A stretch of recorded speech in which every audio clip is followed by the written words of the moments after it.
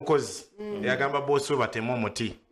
kitegeeza olunaku lwaleero alien skin ye content abantu abakola zino shows zammwe ez'olugambo ez'engambo ezemutunuulira alien skin njagala mukeere ku makya bagenda online aba streaminga online nina story alien skin eri emitwalo 6 mu wiki 2 palasa eri mu bbanga kikamiliyoni eri mu bbanga njagala okulaga nti olunaku lwaleero mwali tyali muwulire mwali ebyo byonna babalimba obijja ku nze nanyini information babalimba so palasa mwali eyo clip gye yateekayo ng'ali mu nyonyi first class yali agenda Dubai naye yateekayo kwagala kulumya nti alien skin yagendedde mu economy ye yali mu first class okitegeera so yagiteekayo mukadde gyali wali eri mu nyonyi mu apartment ye palasa so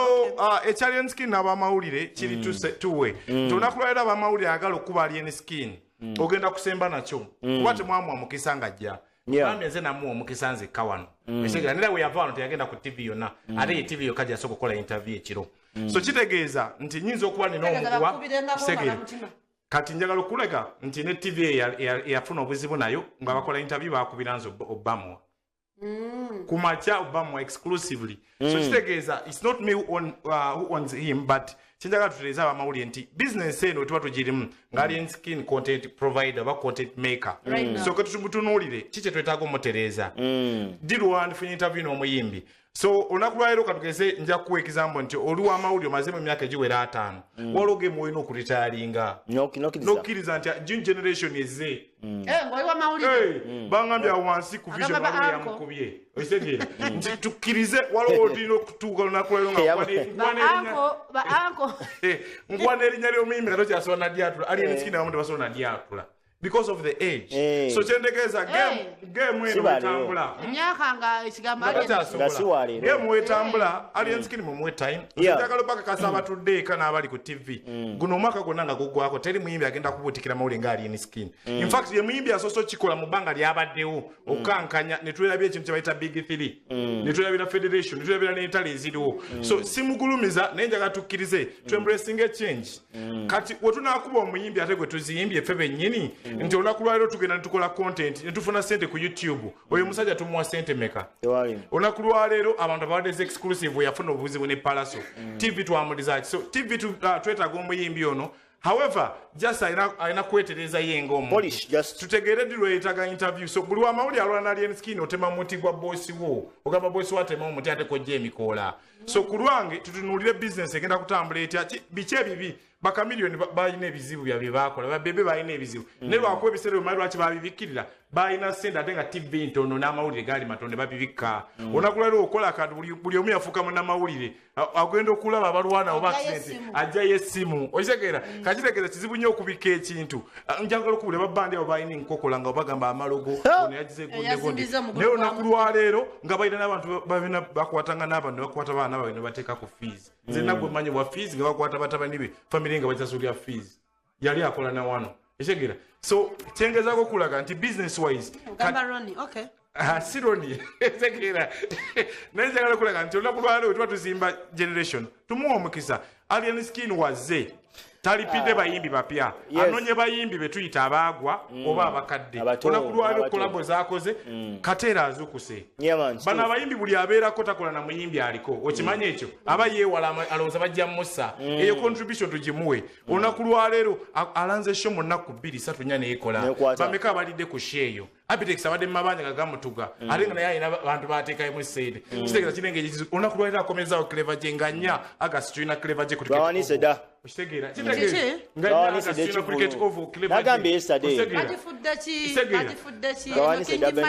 so business wise njagala tukkiriza abamawulire tukiwe time buli omu aba n'obudde bwe wanaatuuka akaseera nawe akugenda ajja kugenda omusajja yabagamba nze siri muyimbi ni musumbuye Ekizoka tusumbuwe tewali buzibu. Abamulimu interesting abamulabiddeko banaga ate musumbuwe bajja kutyamu. Ekisoka wano tewali lutalo lwaba artists na media but abayimbi bona bakimanyi nti beetaaga media lwansonga nti wamala okubotola wansi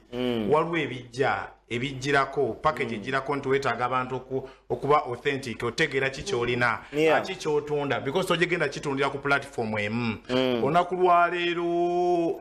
bakamiri baabotula bebekulu baabotula nga waliwo tv zaali emu oba UBC oba UTV n'ebisigadde ne WBS olunaku lwaleero tv ziweze teri muyimbi agenda kuwa kitiibwa buli tv nga waliwo ne tv ezibakuba nga tebannajja kitegeera soko tutunuulire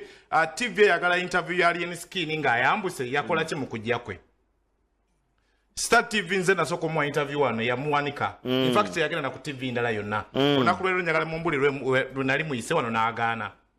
kigunda abadde Ismail yafa twali naye wano kati olunaku lwe njagala okubulya tv wekera ku makyange ekuba omuyimbi ng'omuyimbi oyo tannayambuka wayambuka naye abaali n'ogizolya njagala tutunulye clip wadde tambula ya Alien Skin n'omuwala wa wali waggulu ku Next Media nti clip eyo omuwala yali yekka ku Alien Skin mulowooza ye tv yokka eri e Uganda mulowooza oyo omuwala asobola okufuna exclusive interview nti yekka yaaliwo nga tv endala teziriiwo mulowooza lwaki yali yekka so ebintu ebimu tuba tulizoninga abantu abali eka mubitunuulire nti kati wotunula tasobola kuba an exclusive nga Alien Skin avudde ku nnyonyi ng'ali yekka tekisoboka naye omanyi lwaki kyali yekka so ebyo tuleka ali yekka nkikuwadde so njagala tunula relevance ya media n'abayimbi abayimbi beetagira ddala media lwansonga olunaku lwaleero baabika katolo bwama ekiro nze nasooka omubika ekiro w'omubika omuntu tajja kakasa paka tv nga verifies information kuba oli akyabye kibadde kitambulatambula kuki ku mukutu tali sure agamba bino bantu waliwo amulekuli bakatambula so ku lwange wamubikira ku tv wamubikanga online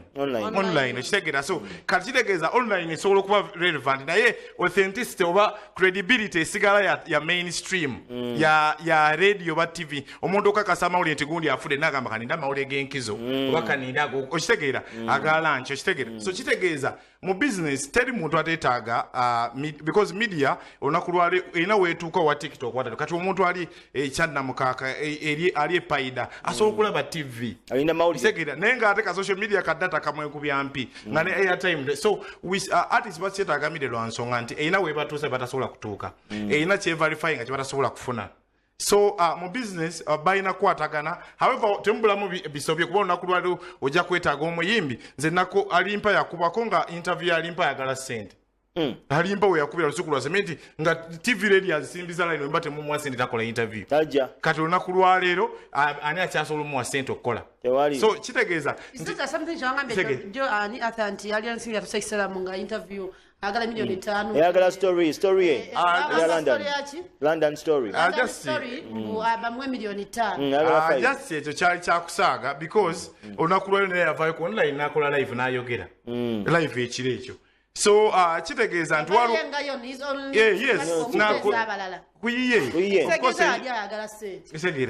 ayagala ssente naye waliwo otuuka ekiseera omanyi temumanyi kye bayita fame eyo werinnya omuyimbi ku mutwe muyinza n'obutamulaba mu ggwanga atabuka bangi golooza bakireva gyabo okuba webafaanana bati bakugamba kireva gye weyakubira nga tomusemberera liripazo yakuba ono naitusikokugwa ne liripazo n'amalira naye nga ndi kibuye okunsasula ssente zange kateero naye you reconcile kateero yakuba oyo ne mutimba kyonga nnya n'agaana okuyimba ne mukwata kati kitegeeza sometimes omuyimbi wakuba aba uncontrollable in fact fame erinnya ku mutwe nayerabira n'abamukolera kitegeera so sometimes kakana because amawulire oba media ene engeri ebawanisemu okutuuka mu bantu olunaku lwaleero njagala balaga Alien Skin off social media ebyo bye bagamba TikTok yes yajja nemuwa omugwa but olunaku lwaleero ekyasinza okuwanika Alien Skin bali banamawulire nga bataano through the interviews ze bakoze ku Alien Skin ezitambula kyobula abantu abagadde Alien Skin tebamwagadde nti ayimba nnyo bamwagadde lwabibuuze engeri gyazaala biddamu okitegeera kati ebibuuzo ebyo abizzeemu nabaani that is ande atale rupi kachumbani mu Sudani a few people bali abantu nga batana make Alien Skin ku kitimba okwo okitegeera then problem y'abana bali am voice baani noni kitegeera bafuna abakyala ne badda mu comfort zone all these guys were unknown Liam voice bakyusa amanamba g'amasimu nkubulira because abakyala babali bubi nga buli inbox eba ejjudde so business wise ne badde okutegeera ekyabaleeta kivula abo badda mu comfort zone ne bawumula alien skin manyi lwaki yakyali awo gwe omulaba nnyo mu drives abakyala ne mukyala we gyali ewaka n'omwana ne toyinza namula n'owoyingira tosobola mukulaga so kitegeeza ye tali driven by bakyala ayina ekyeya kyatunuulira so mu business media n'abayimbi tukyetaaga lwa nsonga ne tutunuulire levels ne wawookoma omuntu yakava ku nnyonyo mwa interview obibuuza ebitakwatagana nti watugambye ogenda kusigalayo e Bulaaya ate ng'olaba nkomyewo is that a question so kitegeeza naffe aba media tutegeere biki bye tubuuza abantu ng'omuntu avudde ku nnyonyi nkomyewo kulikayo bukulisi nti owaayi kikyoleese oba kikyolabye ekipya e Bulaaya kyobadde tutolabangako I mean amawulire gali munyo nawo tewali unprofessional bamaskaleda abanyi mu business naddala entertainment nga tebagasoma abamu naye nga olw'okuba nti afunye ebbaawe gundi amugasaawo ne bamuwa yayigira ku mulimu nti ayigidde ku mulimu so ku lwange abayimbi mwetagira ddala media lwa nsonga nti Alenskin yakola byakola byonna buzikwe ne bubeerayo nga gumidiyookinga interview z'abantu abenkumenyedde abataano naye akimanyi kyova olaba kufa abataano ne wetumukubira essimu nga yeebase agikwata era n'agamba Rupi obadde ogamba ki oba Ando obadde ogamba ki Kachumbali ogamba ki mu Sudaani ogamba ki ishitegera so kulwange we cannot convict artists naye tulina kwetereza naffe ng'abamawulire nti abamawulire olw'okwagala exclusive n'okwagala okunafuya TV endala yayagala akola ekintu ng'alaga buli interview gy'akola eri waggulu ku balala so obuzibu bwe tulina nti olunaku lwaliro TV ne radio manyi lwaki buli mwaka tetuba na amawulire asukumye oba omuntu entertainment oba waggulire nti tetweyagaliza n'abayimbi buli mwaka tusobola guli omwaka twalina alimpa guno ali enskini abotodde n'ebisigala nti bo waliwo waatuuka ng'alina okukuba ng'omuntu so ku lwange aba media yesinga okuba vital naddala ey'omuyimbi ng'ogyeko nti olunaku lwaliro kati mu bayimbi media houses eyongeramu ba DJs nti omuyimbi ajja gamba sijja kwetaaga TV nina DJ wange akuba ekibala ne wano naye olunaku lwaliro ne TV neera yewa DJ yo platform okutandika okumixinga ki kitegeera so ku lwange abayimbi mwena ali eka olina kutunulira butunuzi n'okukakkana nti TikTok ng'ogyeko beereese baliwo abasigaddewo atono tegera wewa tebaliwo abasigaddewo kitegeeza nti bano bonna balaba Mickey Sims too funny simanyi ba Jose Chakala they are mediocre omukwata n'omuteeka ku stage wa Muhanji babatwalayo gumu tebaddangayo so kitegeeza bye bakola bya script n'olunaku lwaliro omusajja akuteekaawo otusesenga w'obikola eri nebigaana so ku lwange ne ate media oba outlets endala wewekwekamu osobola okukuba so ku lwange abayimbi mwetereze n'abamawulire abamanyi nti woba ogenda ku interview omuntu bingi nze waliwo TVM omwana ali agenda ku interview nga Juliana n'abeera excited nga amulabye in fact kyalina wano Juliana n'agana interview naye sijja kwogera muntu yali excited nga alabye Juliana Kanyomozi Juliana n'agamba yotagenda ku interview nga wano wennyini kisegeera kusita kwennyini wano years back story njirina nga ali excited uwe Juliana agamba oyotagenda kunzija ku interview so kitegeeza excitement naye ekutta kisegeera so kisegeera business wise so ebintu ebimu abaana b'amawulire naffe tuyige lines crossing our boundaries tutegeerewo wekigenda okuggwera so byonna maliza ngamba aba artists mwetaaga TV ne radio oba media houses through empapula n'ebisigadde kuba ziverifyinga ate zikuleeta close to the local person atandikirwako omuntu wa bulijjo nga ndi naye oba mugamba ekyatukere kuwuma ku federation batuukyayo ne mugamba olabika ku federation bakuwa ebifaananyi oba owedde did Alien Skin appear yagenda ngayo so Alien alina problem emu nti womubuulira ye asalawo ng'omuntu neera agamba nti alina manager aba akulimba yaani amukubulire eyandibaddewo nga manager bamuyita Musa ne si manager nga onaakwata omulimu n'ojja ne bakuwaako commission bangamba mune gudo asobola okukwata omulimu gudo problem ya champion gudo gyafunye mu era eno nti singa abadde omuntu nga unintelligent young boy yandibadde wakenga olaba fresh kid the fresh kid abantu bayagala nnyo engeri gyaddamu ebibuuzo so Alien Skin ye fresh kid wa kaakati okisegedde nti engeri gyaddamu ebibuuzo engeri gyasesa abantu kyova olaba nti abantu bamwagala fresh kid endongo yajja yes naye waliwo wano intellectual we yazanyiranga obuzanyo kati kyekiri nti omubuulira ye n'asalawo kati yo Gudo tabisobola ebya fresh Gudo chobola bam protecting mu interview golaba di walabe ko interview ya champion Gudo because amumanyi wano Gudo nenjale mumanyo enjale lumanyo Gudo navaako ne namulaba Gudo ngenjale mulumanyo shira mwana weka wempoyo mwana weka wempa Gudo wala ina chainza wano tasobola ku reasoning namuchaza ole mbagamba buuze ku muntu nti champion Gudo tajja babuuza ina sigala nenga ali wano kayimba chiko yakala nkubire